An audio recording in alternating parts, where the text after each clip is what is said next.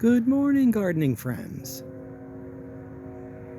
Today is Sunday, September 8th, and it's a beautiful, cool morning. Finally, the fall chill has come into the air. It's about 71 degrees, and we got some rain a couple of days ago. We still could use more. It hadn't really rained in a couple of weeks. But it's been a while since I've walked through the whole yard, so I'm going to attempt to do that today. I am feeling much better. I'm able to walk better. Still don't have my appetite back, so whatever it is that I had, I still have a little touch of it, but getting better every day. So let's get up and see what we can see. Of course, I still have one rose of Sharon flower, or two rows of Sharon flowers. That particular plant never does really well. I don't know if it's a southern thing or if it's a that particular plant thing, but it always kind of looks spindly. However, it does come back every year and it is blooming, so I can see that my encore azaleas are coming back. When things weren't watered for a couple of weeks during the drought, I lost a lot of the flowers that were here. However, the plants have been in the ground for multiple years, and I don't have to worry too much about losing many of them. There's my cane. Of all things, I still need a cane to get up my front door. One step on my front door is about 1.5 inches taller than the others. And it's hard when you're walking up the stairs. There's my Mexican petunias. Oh, there's a couple of horse lubbers that I've got to remove. I did notice looking through here that I do have a couple of figs. I don't know if you can see up in there, but there's at least one fig up there and another one there. So there are a few figs out. Here's one of the casualties, is this holly, which means that holly is going to have to go as well. These hollies I got from Lowe's on sale. I only gave like $5 for them. Probably, I want to say 7 or 8 years ago. So I'm going to leave it for a while yet and see if this one recovers now that I'm watering things again. It's been a while since I've shown this, the cassia, but it is already, as you can see, it's way up overhead. So it should be starting to bloom shortly. Lost a couple of gardenias. The banana trees have really taken off. They're doing exceedingly well. Something's been digging up my lawn this morning. And I lost a couple of gardenias with people helping me water my lawn. I keep the hose folded up back there, and I have to remember when I tell someone to water for me to lift the hose up and lift it over the gardenias as opposed to yanking it through. Those gardenias have been in the ground for over 10 years, so you know it had to get yanked pretty good through there. But it is what it is. Gardenias are easily replaced. It's been a while since I've shown the potager.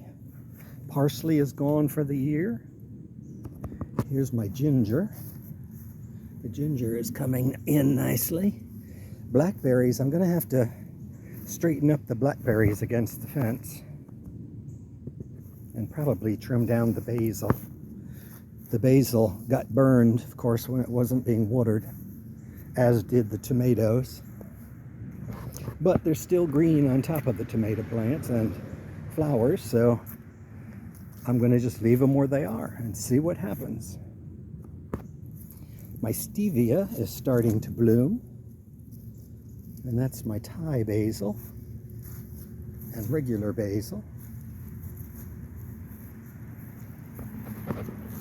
There you can see one of the Mexican petunias that is a weed. It just came up there and I decided to let it sit and grow. Here's another casualty, although it is coming back. The lemongrass that was in a pot, or is in a pot, needless to say, got too dry and killed off one growth on the top. The lemongrass planted in the ground, however, right there, did really well.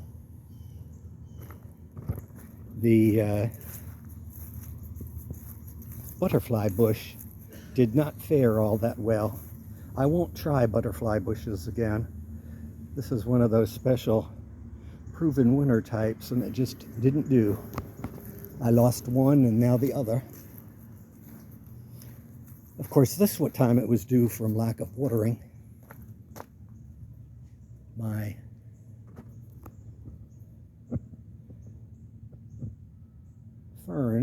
tree fern, is doing pretty well. It did get burned a little on top when it doesn't get watered during the heat of the day. You can see my datura, or prickly apple, is doing fine. It apparently didn't mind the heat. This is one of the things that comes out this time of the year, bindweed. I've got to go ahead and yank the bindweed off of things. It comes up all year round, but this is the time of the year that it blooms. And it has beautiful purple blooms. The problem is they're extremely fertile. And they'll have flowers all over the top of this bush if I let it grow. And each flower will have a couple of seeds. And then when you go to yank them off, if you've waited till after it blooms, you can hear the seeds falling to the ground. So it is very hard to rid yourself of bindweed if you ever let it go to seed. Haven't shown the satsumas in a while. They're not turning orange yet, but they're still there. The toad lily did get burned, but it's coming back. Cordeline's doing really well. I don't think it even missed not being watered. Back here, let me go ahead and close this gate. The angel's trumpet is a beautiful bush. No flowers yet. That was the one that lost all its leaves when it got sprayed with Wet and Forget. The ear potato has come back nicely. I do need to spray it again. It has bugs on it that like to eat the leaves. I did find, I forgot what the spray was, but I bought an organic spray and it worked nice. It smells of garlic. Here is one cleome that made it, and here is one cleome that didn't. Back in here, all is well. You can still see I have the leaves are coming in here for my Lenten rose, and there should be another one up in here. Yes, it's back in there.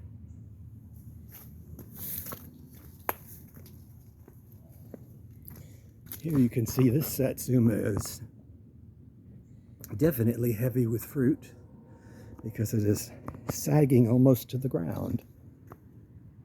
My first flowers.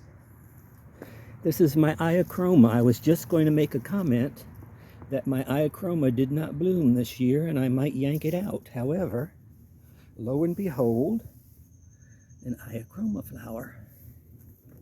That may be the plant of the week. I see I have to put the bowl back. The turtle is still living here. I see holes where there's water next to my air conditioner, and he's made himself a little pond. So I do need to keep that water full. Here you can see the vinca is still doing well. I think I lost only one plant. Something's been using the water because that was flush to the top before last night. Back in here, all's looking well. These toad lilies definitely got burned because it's too much stuff sucking the moisture out of the ground. They're coming back. I don't think they'll bloom because it just sapped the strength out of the plant by having it dry for 2 weeks.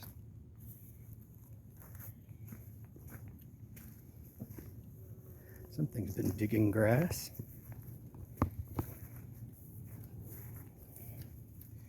Back in here, everything's looking nice and green.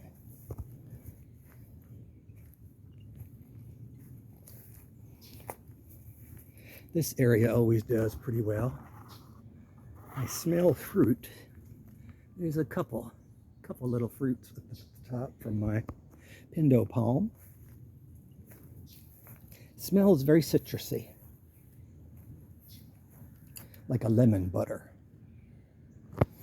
My lady palm has done well. It's not ever really going to get much bigger than that, but it is what it is. Back in here, my 2 angel's trumpets from cuttings are doing well. Not blooming, but doing well. They'll probably bloom next year. I see I got a lot of seeds coming on my nandinas. It'll give some winter color. That particular grouping didn't fare that well with the 2 weeks of no watering. However, it's still alive, so I'm sure it will come back.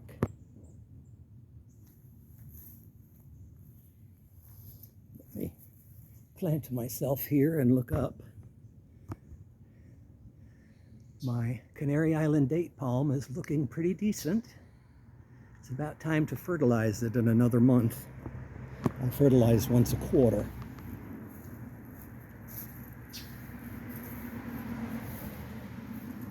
For some reason, this particular nandina didn't do all that well.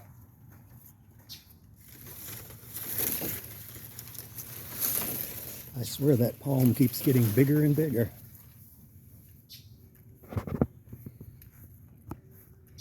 The pink angel's trumpet is way up overhead. No flowers. Yellow angel's trumpet way up overhead. No flowers. That could be due to lack of rain. And there you can see the beautiful bindweed coming out on the top of my bottle brush. I'll have to inch my way in there and yank that out. It did go to flower, so you don't want it to set seed. Everything looks very lush back in here. This was pretty badly wilted when I came back, but it's through constant watering, or at least watering every 3 or 4 days, it has come back nicely. For some reason, especially this forsythia likes to wilt over there.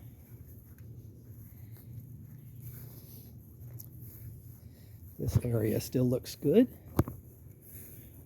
The banana trees are doing well back there.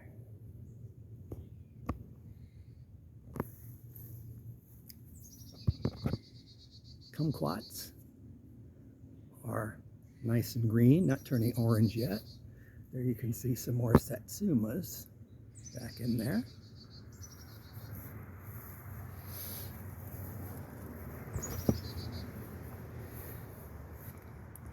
And you can see my pink tree. Oh, there's the female cat that wants food.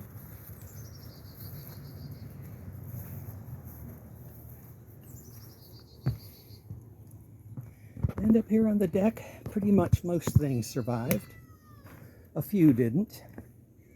I have to put that screen in the bottom of the door because Miss Mimi's litter box is on the other side of the door, and she doesn't go to the bathroom well with other cats looking in.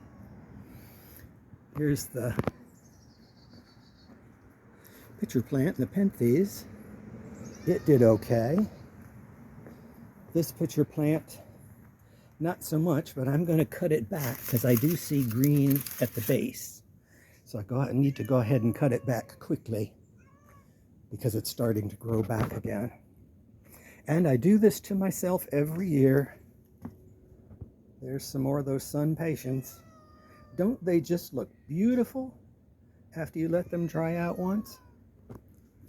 I do have another little Nepenthes back in there in the pot. But there you have it. I haven't cleaned up too much in pots. I've mostly just been concentrating on watering. So I think I've got most of the plants that are going to recover. And next week I'll start with the bindweed and cleaning up some of the pots that are going. So there you have it for today. It's beautiful here. It's nice and cool. I hope you all get a chance to get out and enjoy your gardens. And until next week, I'll see you then.